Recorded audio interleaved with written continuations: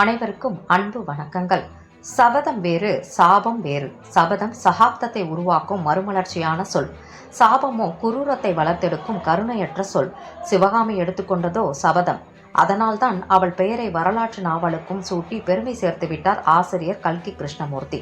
மாமல்லபுர சிற்பங்கள், காஞ்சி நகர வரலாறு, கலை, காதல், சதி, யுத்தம், தேசப்பற்று, அரசியல், பழித்தீர்க்கும் சபதம்னு இப்படைப்பில் இருந்தாலும் கதை மையத்தின் ஊடுபுள்ளியாகவும் கருப்பொருளாகவும் விதியின் விளையாட்டில் பேதை பெண் சிவகாமி சிக்கிக் கொள்கிறார்.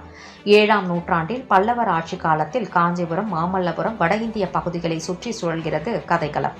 கதைக்குள் பயணிப்போம் வாங்க. 7ஆம் நூற்றாண்டில் பல்லவ நாட்டை ஆட்சி செய்யும் மன்னன் மகேந்திரவர்மன் கலை, சிற்பம், கட்டிடக்கலைக்கு மிகுந்த ஆதரவு அளிப்பவர்.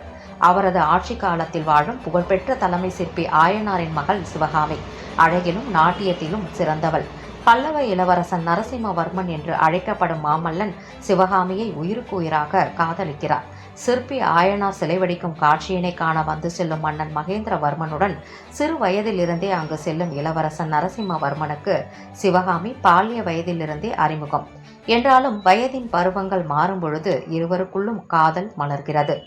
நாட்டிய மங்கை என்பதை தாண்டி இளவரசனின் இளவரசியாகவே தன்னை உருவகப்படுத்திக் கொண்டு வாழ்கிறாள் பேதை பெண் சிவகாமி. இவர்களின் காதல் தெரிந்தாலும் அதை ஏற்க